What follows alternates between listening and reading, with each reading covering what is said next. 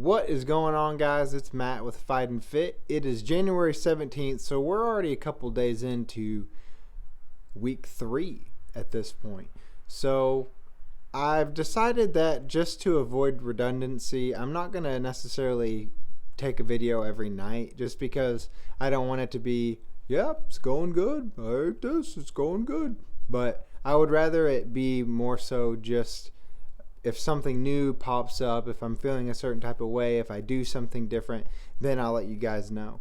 So tonight I ate, for the first time since I've been doing carnivore, I ate fish. So I ate a pound of salmon and it was really delicious. And a pound of fish compared to like a pound of chicken, compared to a pound of beef, it's a whole different ball game. That fish went down way easier than, say, like a pound of ground beef or even a pound of prime rib or a pound of brisket. For whatever reason, it feels like it was lighter on my stomach. So I'm not feeling particularly full. I did eat 2 hot dogs in addition to that, and I had my heavy cream as well.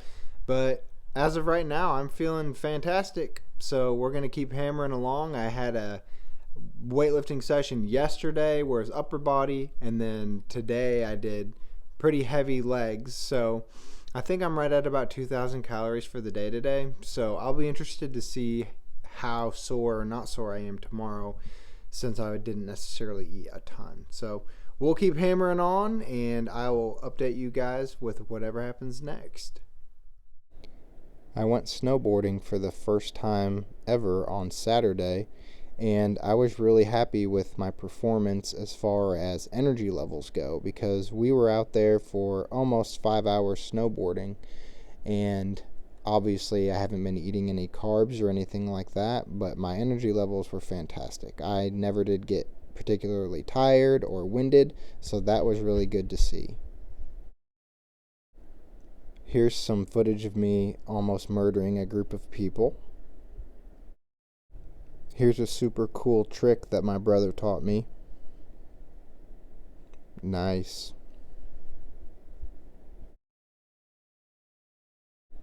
Snowboarding was my first long form cardio on the carnivore diet, and I also ate out for the first time since doing carnivore at a place called Pal's in Johnson City, Tennessee. I got a hot dog and I got a cheeseburger, but don't worry, I took off the buns and only ate the meat. I averaged 7 hours and 13 minutes of sleep for week 3, which is about 25 minutes less on average than I did for week 2. Here's my food log for week 3, and I actually ate less week 3 than I have in any other week, mostly just because I'm not super motivated to eat most of the time and not really particularly hungry. I ended up eating right at about 2,000 calories a day on average. My weight for week 3 went down 2 pounds, and I almost lost 2% body fat during the week. My BMI went down by 0.3 points for the week.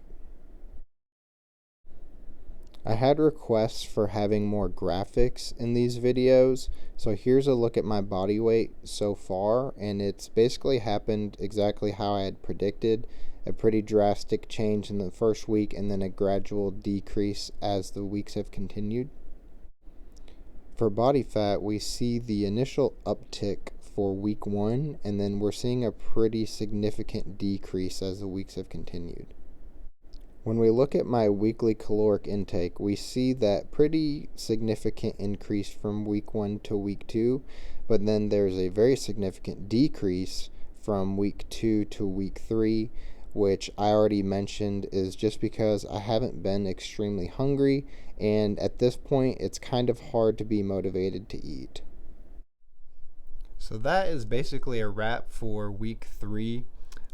The one thing that I do want to note is that finally the upset stomach and diarrhea has subsided. So that's been gone since the beginning of the week. So that obviously was very welcomed.